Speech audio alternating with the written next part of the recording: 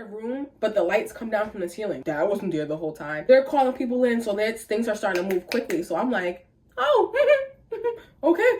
People are moving like we're about to have a baby.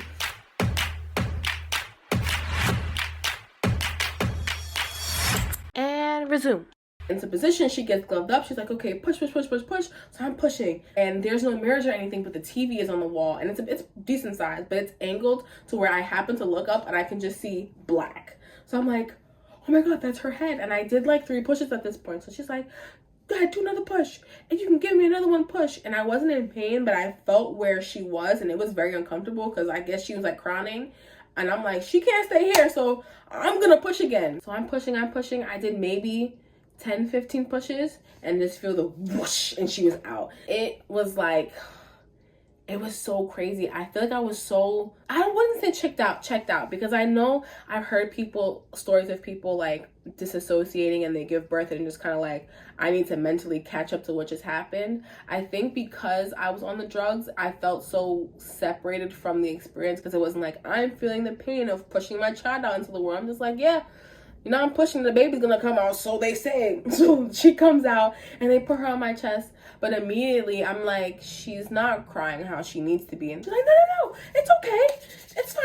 No, mama, she's good. But she's, and she let out a little cry, but I'm like, that's not the cry. That's not the I can use my lungs for the first time cry. And so they're thinking her, they're rubbing her back, and then eventually they take her over to the warmer. So they check on her, but the downside is that they warned me before she got here that at some point during my labor I had spiked a fever, and so they had concerns of infection. So mandatory policy is that when you spike a fever during labor, the baby has to go to the NICU for the first 24 hours. So she was here. They brought her back to me for maybe like a couple of minutes to try to do some skin to skin, but it was very brief, and I'm just looking at her like, wow, like, you know, nothing like your ultrasound picture, your cheeks are so chubby. But we didn't really have that like, oh, your baby's here, go bond with your baby while we leave you alone. It was still a lot going on in the room. She was there for a couple minutes, and then she went off to the NICU, and I told my husband, I was like, don't leave her. He's like, are you okay? I was like, I have my mom, go be with the baby. So they got me all stitched up. I had like a 2nd-degree tear. I was doing okay. They turned the epidural off.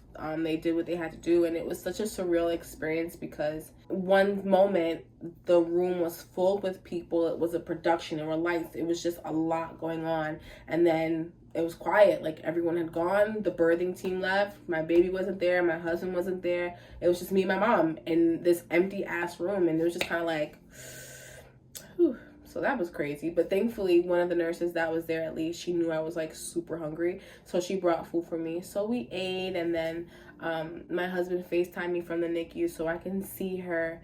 And what was supposed to be just 24 hours, and I thought it was she has to be there 24 hours, but the rule is that we both have to be separated for 24 hours. So that was super hard because it's like the first 24 hours of your life here on earth and we're not together, and I can't go see her. So it was just FaceTime visits all day with my husband going to see her and him FaceTiming me from the NICU. So that was super tough. And then what was supposed to be a 24-hour stay ended up turning into a 5-day stay because they kept her because of I spiked the fever, so that was the precaution. Then she had some issues with her breathing when she first got here. That moment when I was like, she's not crying how she should be. So they were concerned about her oxygen, so they wanted to monitor her for that. I guess they do like a full workup once they're already in the NICU, so they were concerned about her oxygen levels. Then some of her blood work came back with like a couple of her numbers were high, a couple of her numbers were low. So basically it was just like little stuff here and there that it turned into 24 hours to 5 days. We stayed there until she got discharged because I was like, there's no way that I'm going to be able to function at home, so it doesn't even make sense to me to be there. Like, we don't have any other kids. There are no other responsibilities at home besides our dogs, and my aunt held that down. Shout out to her. She was walking them, she was feeding them, she was spending time with them. So I'm like, they're taking care of them. Like, I'm gonna stay with the kid, which was really hard. I don't think I fully unpacked the NICU stay and like I feel like everyone throws trauma around, so I feel so dumb to use the word sometimes. But I feel like the trauma of not being able to be with her for those first 24 hours and like going to visit her, and she has an IV in her hand. My milk hadn't come in, so she's getting formula. She's getting blood work done, and just seeing her in this like little box was so hard because when you have an idea of labor and like having your baby and being with your baby in those quiet moments after. Like, we didn't have that. And it was so heartbreaking to see her. Like, she was okay, she was doing well, she was thriving, but to see my baby in a box, and that was like our first, you know, you wait 10 months for this baby to get here, and it's like now she's here and I still can't be next to her. Like, I have to, when you're in the NICU, you have to like scrub in, there's like a scrub sink, you have to wear a gown, like you have to like have all this stuff on. So it's like, for me it was super hard because I was so excited to meet her and so excited to be with her, and then she was here, and then I couldn't be close to her. Like, I couldn't try to breastfeed. We barely did skin to skin because you had to have so many freaking layers on that I'm like, I gotta damn near get naked in the freaking NICU to be able to skin with her. Again, I'm glad that everything is okay. Like, 5 days pales in comparison to some people's NICU experiences, you know. Not to take away from what I went through by kind of like, it could be worse, it could be worse, it could be worse, but like, being realistic, it's like, it could have been worse. I remember when we finally did bring her home and there were no machines to like monitor her heart rate and stuff. It was just kind of like, what do we do? Like, there's no numbers. Like, I need to see the numbers. We got used to seeing her respiratory rate, her heart rate, her oxygen levels, like her pulse, like all of this stuff. And so now she's just home and we're just like, I wonder what her oxygen rate is. I know for myself as a first-time mom that I would be absolutely hovering over her without this outlet sock. So I prioritize it on my registry. Like, I need this sock because I'm gonna be like, is she breathing? Is she rising above? Like, I know myself, so I'm like, I'm not gonna pretend like I'm. So we got the sock, and now she's been here for almost 9 weeks already. She's 2 months. She's getting chunky. She's smiling. Like, she's starting to come out of her potato phase a little bit. So it's been like fun trying to figure out what makes her smile besides the ceiling fan. No, listen, nothing will ever top the ceiling fan, okay? It's like every room she's in, she's going to find a light fixture or a fan to make her smile. It's like figuring out her little personality, like she's becoming this little person. It's just so precious. It's just such a blessing to experience. I wanted to make this video now before I forget because I was talking to my husband about it, and I'm like, the details are already starting to escape me. Like, I didn't know my aunt was driving until he told me, and I was like, yeah, babe, because I think I asked him, and I was like, how did it feel driving while I was in labor? And he was like, I didn't drive. And I was like, yes, you did. We drove to the hospital. He's like, yeah, your aunt drove us. I'm like, really? And I'm trying to place it, and I'm like, oh yeah.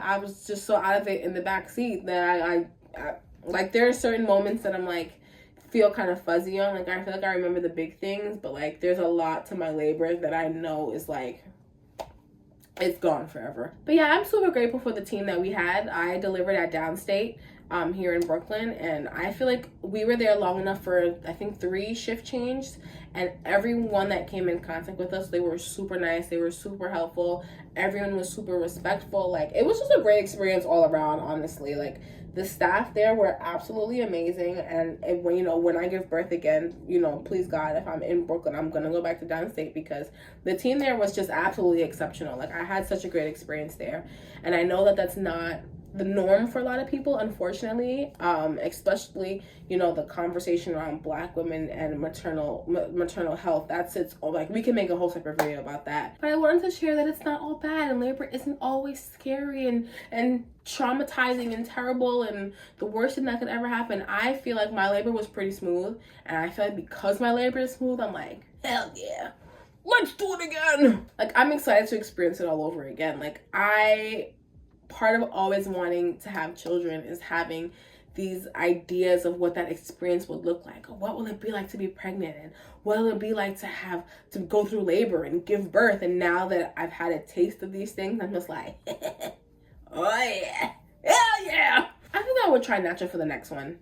I feel like if we went to the hospital as soon as my water broke versus waiting for those 3 hours, I feel like I could have gotten through triage before it got super painful, so that by the time things hit the fan, we would have already been in the room, and me and my husband would have been together, and we could have worked on our tools.